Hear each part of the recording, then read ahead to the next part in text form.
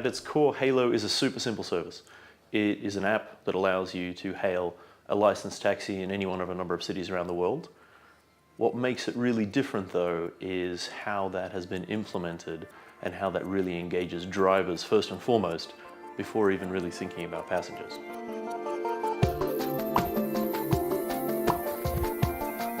What I loved from the very beginning was that the team wanted to create, but had not yet started on the process of, an app that would make a taxi driver's life 1,000-fold simpler.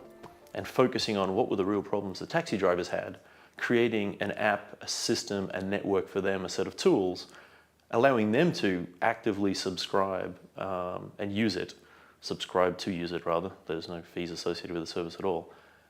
And it was by actually creating that supply side first and having an app that basically dealt with a lot of driver problems like social nature, communications, solving the problem. It's a fairly lonely job being on the street all the time, but giving them contact and context with all their driver friends, telling them about jobs that were already going on the street, which events, which concerts, which theatre productions were letting out so they could pick up jobs, giving them a full-blown stats functionality that allowed them to record all their jobs, figure out how efficient they were, how much time they're spending on the job, how much time they're actually looking for work, combined with the ability to take credit card payments, kind of like Square does in the States, without any swipe or card reader, but just inputting the card number, all effectively for free.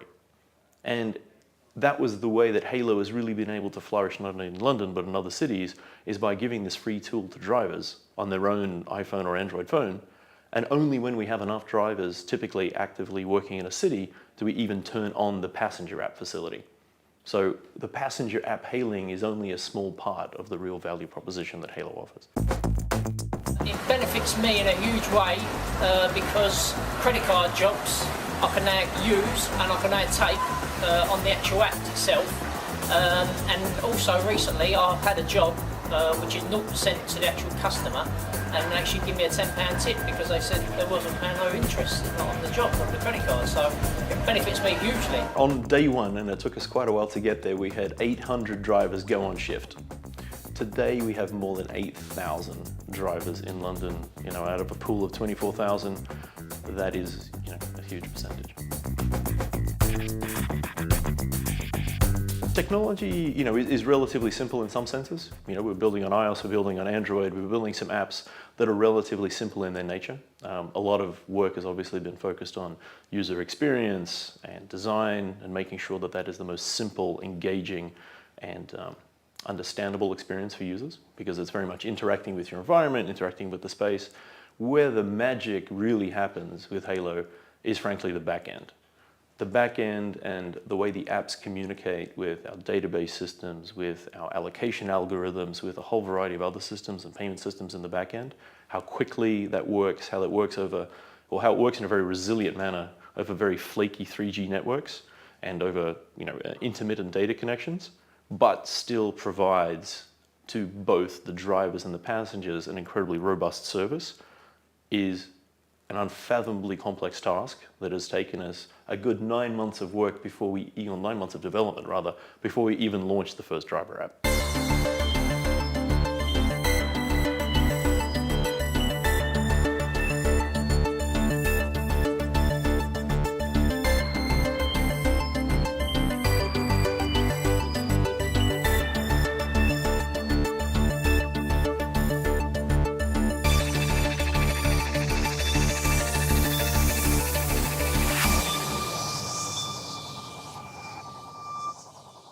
Our model started in London because of big inefficiencies and the way that radio networks worked and charged drivers, large, substantial sort of weekly subscription fees, is that we charge drivers a commission flat rate of 10% for any jobs that we send them that originate from the Hailo passenger app. So all the additional services on the driver side on the driver app are all free to download, free to use, free to do whatever you want with. But when you accept a ride from a passenger, we simply take 10% cut of that. Say Hailo to the Black Cab app. Say Hailo to a black cab with just 2 taps. Say Hailo from wherever you are.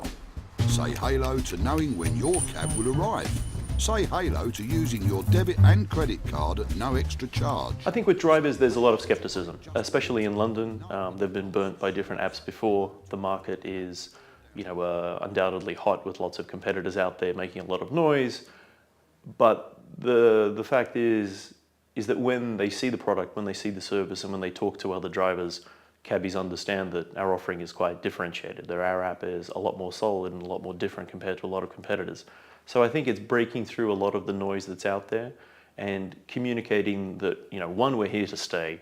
One, we're very much on your side, having been co-founded by 3 drivers with an absolute wealth of experience in London. And now we're sending them around to other cities around the world to, again, share that knowledge, share that experience. I think once we get that message out there, and we have really got to that point now, we're seeing a very different kind of driver adoption behavior where it's a question now when they're going to kind of grab the app and how they're going to use it rather than should they actually be using it. The average time from when you press the pick me up here button to when a cab actually arrives, not to when a cab's allocated, but to when the cab actually arrives, is about 3 minutes and 9 seconds. So that has gone down probably about a minute or so in a year, but frankly we were quite surprised with the level of service at the very beginning and weren't sure whether we could get realistically below that, but we can do that. The notable exception is, and we're definitely working very, very hard on it, Friday and Saturday nights, where it's universally very tricky to get a cab or any other means of transport home after a certain hour. But towards the end of this year, we're releasing some new features that will hopefully allow us to really deal with that in a much, much more effective, user and driver-friendly way. We love Uber. I mean, we were using Uber when they came out. We think it's a fantastic service for a specific demographic. That they started off very much in the luxury market, charging a premium for a very, very good service, and we like that.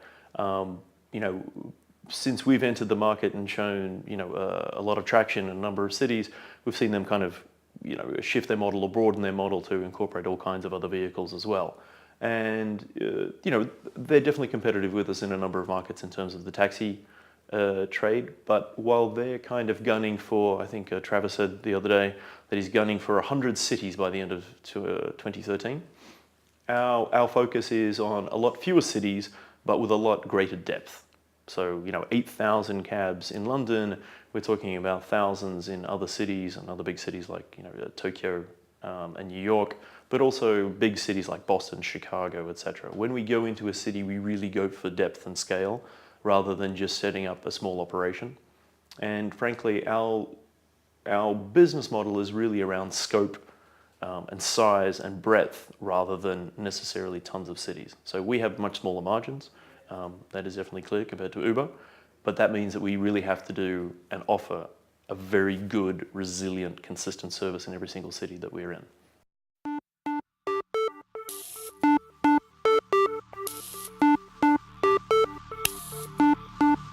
What investors or funders really like about Hailo, I think, is, there's a number of things, clearly. The first is probably the team. I think we've got an extraordinary team that has come from a variety of, blue chip backgrounds combined with a lot of startup experience, a lot of successes, a lot of, mediocre exits as well, but a lot of people who have learned a lot of stuff. And, there's a lot of top startups represented in both our engineers and our management team. And I think first and foremost, people have learned a lot and they've been able to apply that and therefore not only sort of set up a great team, set up a great product, set up a great business model from the very, very get-go. So we've been able to, secondly, promise a lot of stuff to investors because we have a very clear vision in terms of what we want to do and how we want to do it. And luckily, and through a lot of hard work and through a lot of good timing, we've been able to deliver against all those goals to investors. So, that's one of the most important things is, tell people what you're going to do and then actually go do it. And I think that's a rarity, but I will acknowledge that's absolutely got to do with timing and luck. But as many things as we can control, we're absolutely doing. Secondly, I think it's ripe as a business because it scales very, very similarly in many cities around the world. The cab taking experience is fundamentally not that different for people around the world. Taxi drivers are fundamentally not that different, though there are definitely elements that do vary from city to city. And I think one of our big strengths is treating every different geography, every different region with the respect, attention, and difference that it really deserves to really get under the skin of drivers in every one of those cities to understand what their unique problems are and how Hailo can solve them in that kind of region or geography. When we go into a city, our real big focus is to find a GM on the ground who really understands the city, who understands the cab trade, who understands transportation, along with the local driver team. So We have a number of cities in the pipe. We'll probably have 12 to 18 cities that we're launching kind of next year, both on a very primary level and a secondary level, so big global cities, but as well as secondary cities. And we're very much focused on expanding to not only English-speaking countries, but also a number of other languages across the course of next year. So our big focus is getting a very big foothold in a number of these major cities.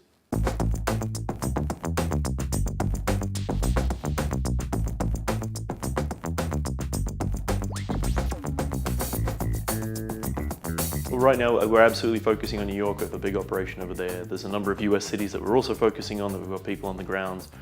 We have definite plans in Asia, that we won't say where. There are different plans in the Middle East, again, we're not going to say where, and definitely Western Europe. There's a lot of markets there that want to be disrupted. There's a lot of people hungry on the ground to disrupt those markets, and our model lends us the ability to work with them very closely. The company will shortly be profitable, so the way that our structure is organized lends itself to being profitable in cities relatively quickly, especially big cities. So towards the end of this year, that is looking like a very realistic goal. We're very lucky to have created a business and an environment that we really enjoy. We have an international business from day one. We have a great team. We love working with cab drivers, and we just love the environment. It's a very casual, fun, but hard-working environment where we're very rigorous about who we hire here. We're creating a company that we just love to work for. We think we're creating not only a platform for drivers, but a platform for passengers as well that has a lot more to offer than just taxi rides. This is a broader transportation play. There are definitely bigger network effects around how people commute, how people move around, how people interact with each other. So we're just very much looking forward to building out that platform and seeing what we can build on top of it and expanding it continually.